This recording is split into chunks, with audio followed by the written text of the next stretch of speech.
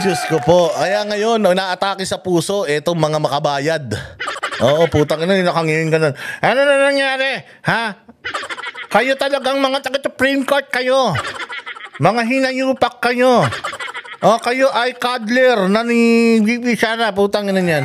Lalo na nangiwi. Sana nga atakihin na sa puso, putang ina niyan eh. Para mabawas-bawasan na ng mga salot sa lipunan eh, dyan sa Kongreso eh. Hindi ba? Ano ba naman yung sa sobrang galit niya ngayon pumutok yung dalawang ugat niya sa ulo. Tapos makomatos siya, o di ba? Ang saya-saya sana ng mga Pilipino. O di ba? Oy, yung congressman natin na Tabingi. Oh, better luck next time, ha? Better luck next time. Oh, sabi naman ni Bam Aquino, dapat daw matuloy pa rin yung impeachment. Putang ina, tatanga-tanga ka talaga. Oh, Bam Aquino, isa kang inutil. O imbestigahan mo, maganda na yung sinabi niya, imbestigahan natin yung pagbabaha. Dahil instead of flood control project, flood out of control project. Ang nangyari, tanginan yan, bahang-baha, yun ang imbestigahan mo, Bam. Yang impeachment, wag nyo nang pakilaman yan, wala na yan, sabog na yan. O, una pa lang, patay na yan. Ang may kasalanan yan, Congress. Kung may sisisihin tayo dito, Congress. Bakit? Putang ina, hindi kayo sumunod sa sarili nyong batas. Kayo na ang gumawa ng patakaran, putang ina, hindi nyo pa sinunod, mga tanga. O kaya, tapos ngayon, nagagalit kayo na ang Korte Suprema na ang nagsalita. Oy, nakailang bingo na kayo sa Korte Suprema, ha? Na pati yung PhilHealth, pinagtanggol tayo ng Korte Suprema sa PhilHealth, ha? Isoli nyo na doon yung pera ng PhilHealth, mga hayop kayo. Tapos eto naman, yung kay VP Sara, palakpakan natin. Sana, susunod na madesisyonan nila. Sana ang susunod na madesisyonan nila yung kay Pangulong Duterte naman. Sana yun naman yung susunod na madesisyonan para at least meron na tayong pinangahawakan kahit na walang kapangyarihan yung korte natin over the ICC. At least man lang, may presenta natin sa ICC na yung ginawa talaga nila kay Pangulong Duterte is wala, palpak. Yung ginawa nila kay Pangulong Duterte ay mali. Ay yung ginawa nila kay Pangulong Duterte ay pagtataksil sa bayan at yung ginawa nila kay Pangulong Duterte ay illegal. Dahil illegal yan, dapat yung mga gumawa niyan, yan sila General Torre, sila Remulla, o dapat yung mga yan, bukod sa matanggal sa posisyon, dapat makulong.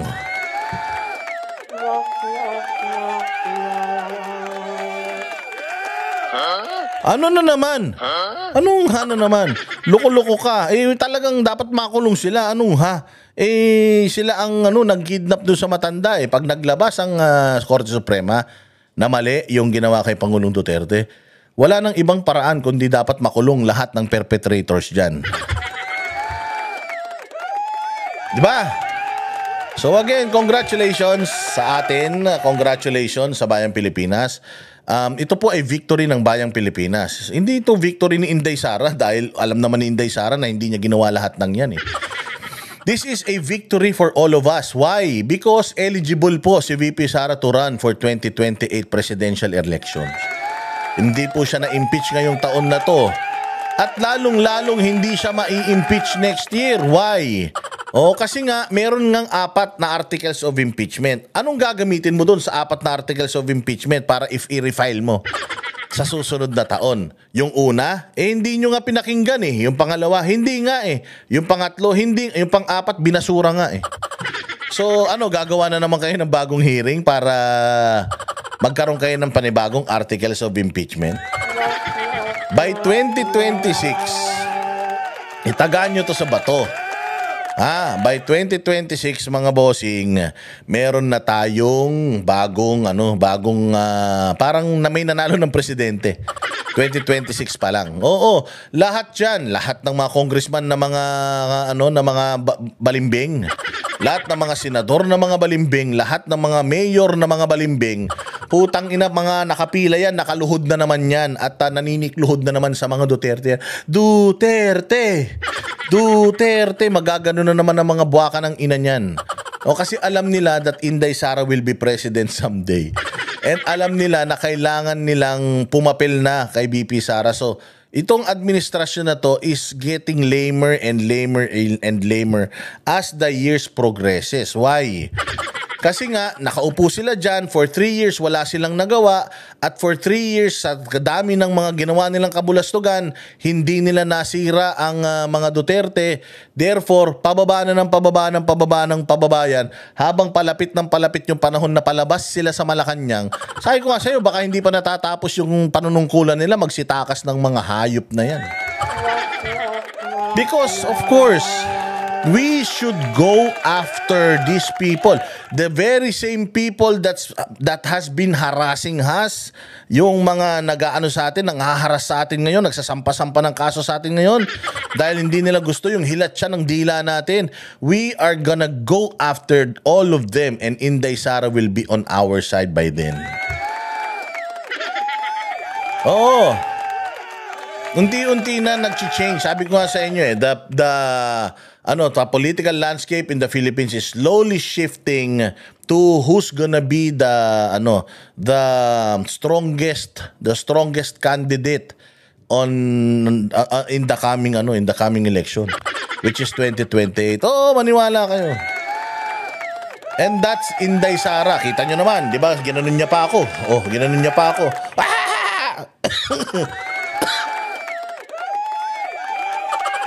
Naubo pa ako. Diba? Pinaandaran pa ako ni Inday Sara na ako ngayon, Vice President. Di lalo na, magiging presidente pa ako. Tapos sabi niya sa akin, di ba?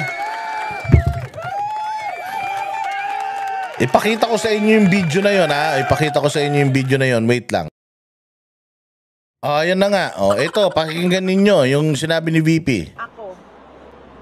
Dahil lang yon sa aking katayuan bilang Vice President. Tapos susunod pa, Presidente, anak ako. Tapos, kita mo? Kita nyo? Pinagtripan pa ako ni Inday. Sabi niya, kainan to si Boss Dada, abangers. Hayop na to. Sabi niya, ano ka ngayon, Presidente? So, very vocal na si Inday. Ulitin natin.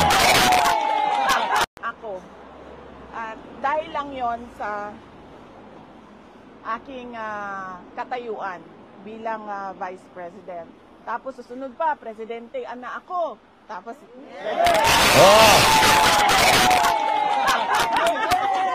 hindi ba? Kinilig ako.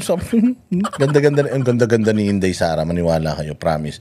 Kung si Inday Sara lang, hindi lang yan asawa ni Mans Carpio, baka. Pasensya na, Kuya Mans. Pero ang ganda talaga ni Inday. Parang si Inday paggising ng umaga, mabanguhin nga. Hindi siya bad breath sa umaga. Feeling ko yung kilikili ni Inday hindi nagpapawis. Sobrang ganda niya. Sabi ko sa inyo, kahit ang lakas-lakas ng hangin.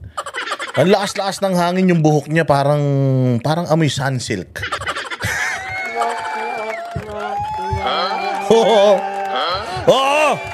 Ha ka nang ha? Ay, parang kang bingi. Bingi ka ba?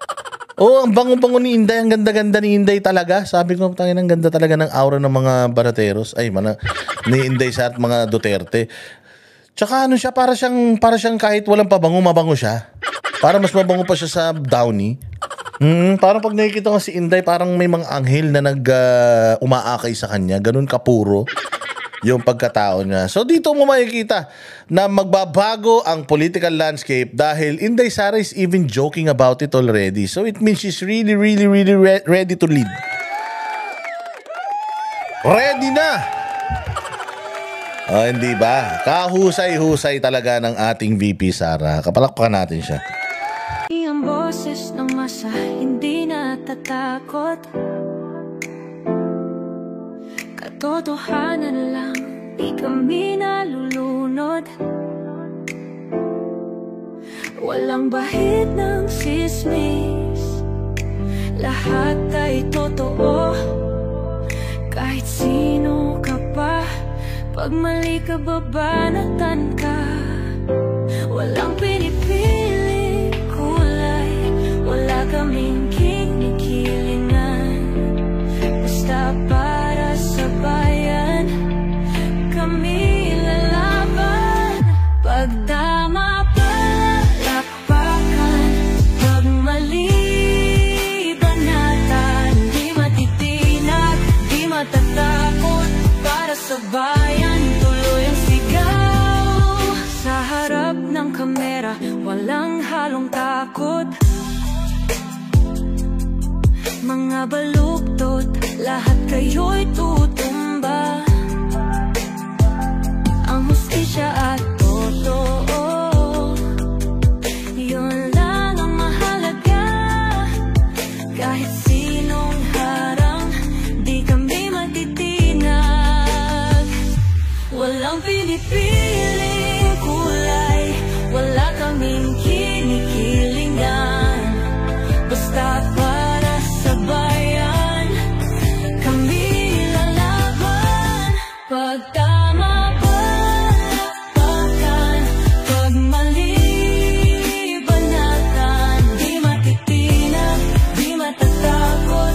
Para sa bayan, tuloy ang sigaw. Kung nasa tama ka, ikaw ay aming kasama. Pero pag mali ka, handa ka na bang mabasag? Banateros kami, walang inuunan. Dahil bayan muna, bago ang sarili.